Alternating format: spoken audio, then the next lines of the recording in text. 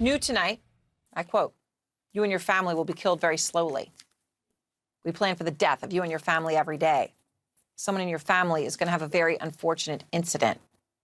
Tricia Raffensperger is the wife of Georgia's Secretary of State, Brad Raffensperger, and she is breaking her silence to Reuters, sharing some of the disturbing and horrifying threats and harassment that her family has endured, all because her husband spoke the basic truth, stood up to Donald Trump and his big lie that the election was stolen from him, said facts about what happened in Georgia. Out front now, Brad Raffensperger. And Secretary, I appreciate your time. And, frankly, I'm sorry to be speaking to you under these circumstances, but it takes a lot of bravery and it's so important to speak out about it. I mean, why is Tricia deciding to tell us all of this now, to share these threats publicly? Well, I think it was helpful, really, for her to do that, probably to get it off her chest, but then also just to let people know that it's not just her, it's election workers, people all over this country, people sometimes married to an official, but it's sometimes the election worker themselves. And at the end of the day, we need to get the message out that this is not acceptable. This is not acceptable behavior to threaten the wives, the children, the family of people that work for the government, or even the government workers. They didn't sign up for this, they're employees.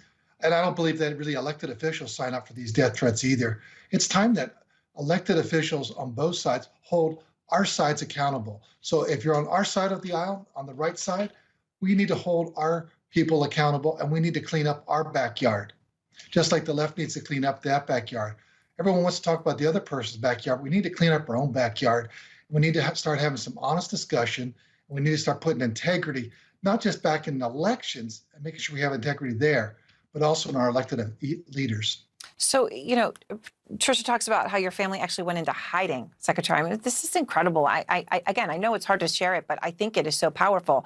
You had actually had to go into hiding in late November. Intruders broke into the home of your daughter-in-law. And that same night, members of the far-right pro-Trump group, the Oath Keepers, were found outside your home. So they were actually there. We've never known any of this before. This just, I'm raising this point because this isn't just threats. Right? This is actually showing up. I mean, what else can you tell us about this? It must have been terrifying. Well, at the point we realized we didn't know how many people were going to show up that weekend, but it seemed apparent to us that they were basically casing our house, seeing what kind of security measures we had. And so we just decided that we'd take an early Thanksgiving vacation, and that's what we did.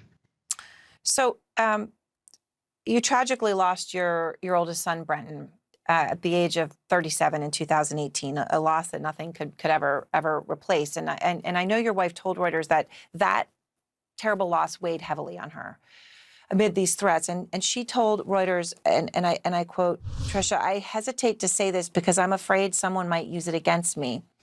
But I have lost a child and I don't ever want to go through that again." Because of these threats, I know you and Tricia stopped seeing Brenton's young children, right? You're tied to your son.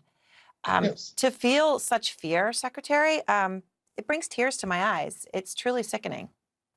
Well, we just never wanted to have our grandchildren over here, and all of a sudden a situation arose.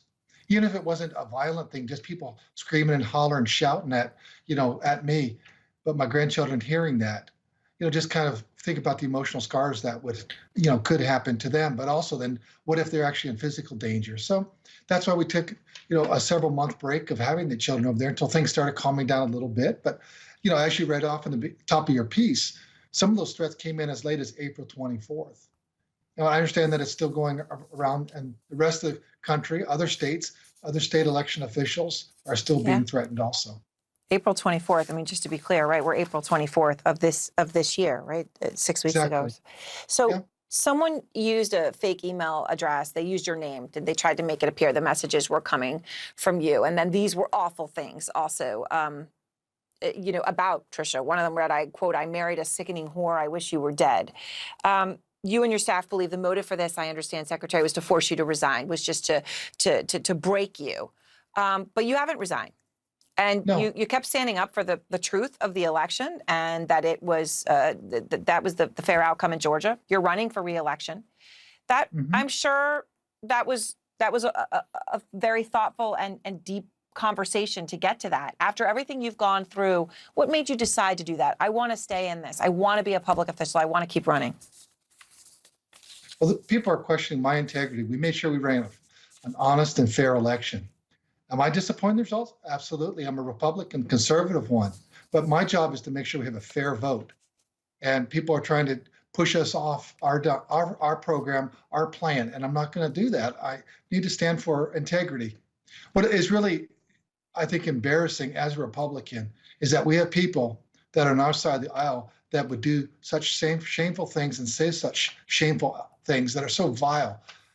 I always thought that we were the people that our party was better than this. And when you start seeing this, everyone on my side needs to hold people accountable. We need to watch what we say, and we need to make sure that what we say is respectful. We can have disagreements, political disagreements, but at the end of the day, we need to come together and talk to each other like fellow human beings, because it is something we have to understand that this is bigger. This country is bigger than just one person for every single office. We've had great presidents. We've had, great Congresses. We've had people in different positions, very important positions. But the country has always been bigger than just one person and one time. This is a big country, and we need to get back to, we need to run hard for our elections. And when we lose, we need to leave, and we need to leave quietly. Thank you very much, Secretary Raffensperger. I appreciate your time, your honesty, and my best to you and to Tricia as you talk about this. Thank you.